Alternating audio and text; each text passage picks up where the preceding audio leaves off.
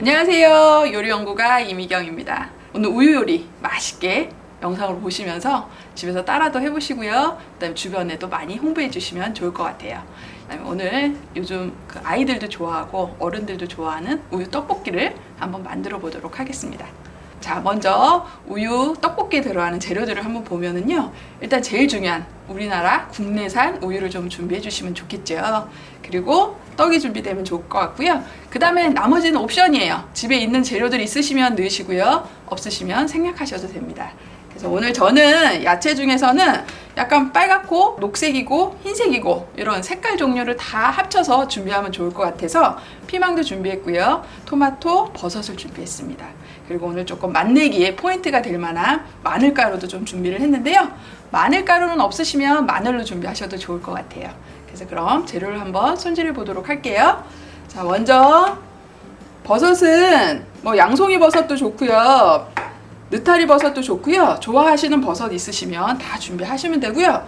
집에 이게 없다 그러시면 흰색으로는 버섯 대신 양파 같은 거 준비하셔도 좋을 것 같아요. 그래서 있는 재료 다 준비하셔가지고 오늘 간단한 떡볶이인데 재료 준비하다가 힘을 너무 빼시면 안 될 것 같아요.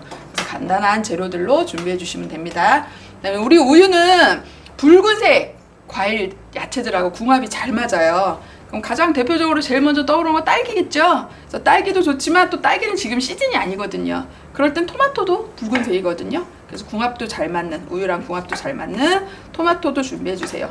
뭐 또 요거 보시고 집에 방울토마토 없으면 또 큰 토마토 사러 가시는 분들이 있는데 그러지 마시고 그냥 큰 토마토는 큰 걸 작게 자르시면 되겠죠. 그래서 토마토도 이렇게 좀 잘라 주시고요. 그 다음 피망은 파릇파릇하게 들어가면 뭔가 신선감이 있거든요. 그래서 피망도 좀 잘라주시면 되는데 다른 거를 다 이렇게 큼직큼직하게 썰었으니까 이거 좀 통일감 있게 썰어주시면 되겠죠. 피망 맛도 너무 길쭉길쭉하게 썰어주시면 재료에 좀 통일감이 없잖아요. 그래서 피망도 이렇게 큼직큼직하게 썰어주시면 돼요.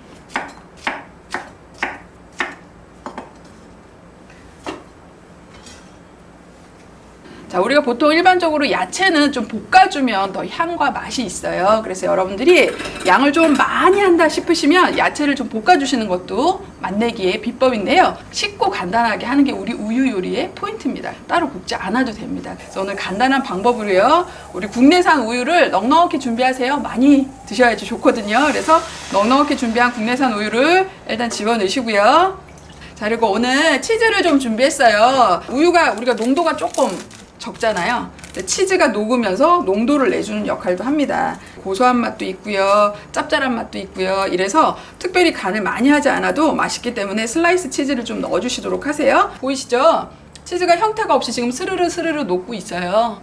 그럼 이제 우유 떡볶이 될 준비가 다 됐구나 이렇게 보시면 돼요. 거기에 이제 마늘가루를 넣으세요. 우리 한국 사람들 마늘 참 좋아하죠. 뭐 김치에만 마늘 넣는 게 아니라 우유에도 이 마늘을 넣으시면은요, 그 맛이 묘하게 잘 어울려요.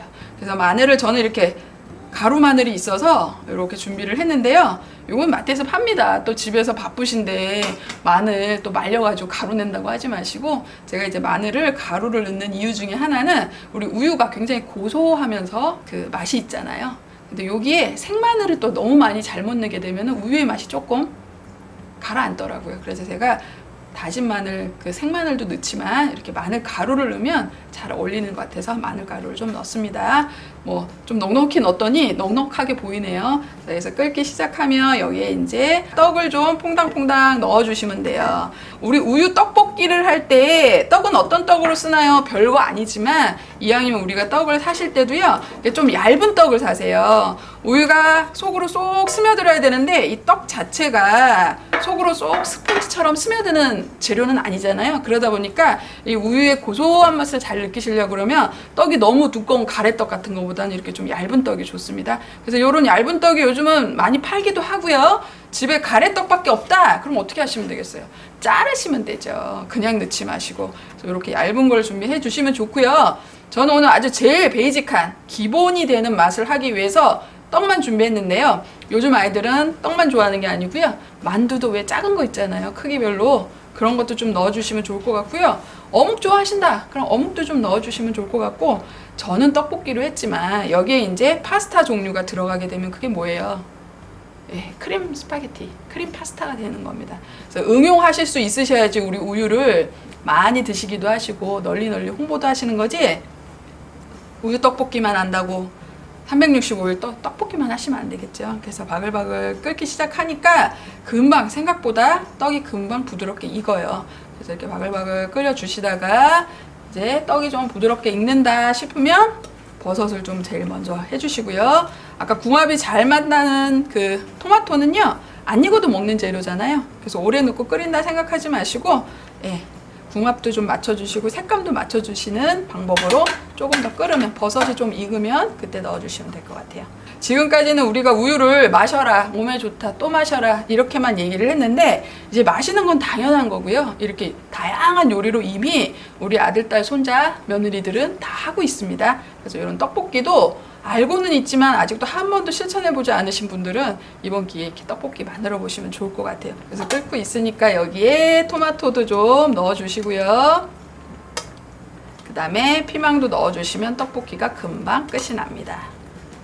자, 여기까지 해서 바글바글 끓인 떡볶이는요, 매운맛을 좀 잘 안 좋아하는 10대, 20대의 맛이라고 하면은요, 그 다음에 30대, 40대, 50대, 60대, 특히 한국인들 이렇게 매운 고추가 있어요.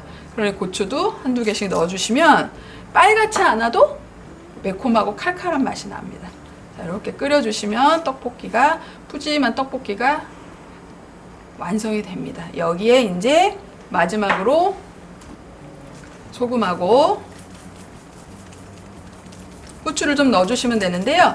소금하고 후추는 우리가 아까 치즈도 많이 넣었어요. 그리고 우유도 갖고 있는 그 짠맛이 있기 때문에 무턱대고 그냥 습관적으로 소금하고 후추 넣지 마시고요. 일단 간을 좀 보세요. 소금하고 후추. 또 요즘 후추는 또 이렇게 갈아줘야 한다네요. 그냥 넣으면 안 되고, 그래서 후추도 좀 넣어봤습니다. 이렇게 해서 마무리해서 바글바글 끓이시면은 금방 푸짐한 떡볶이가 완성이 됩니다.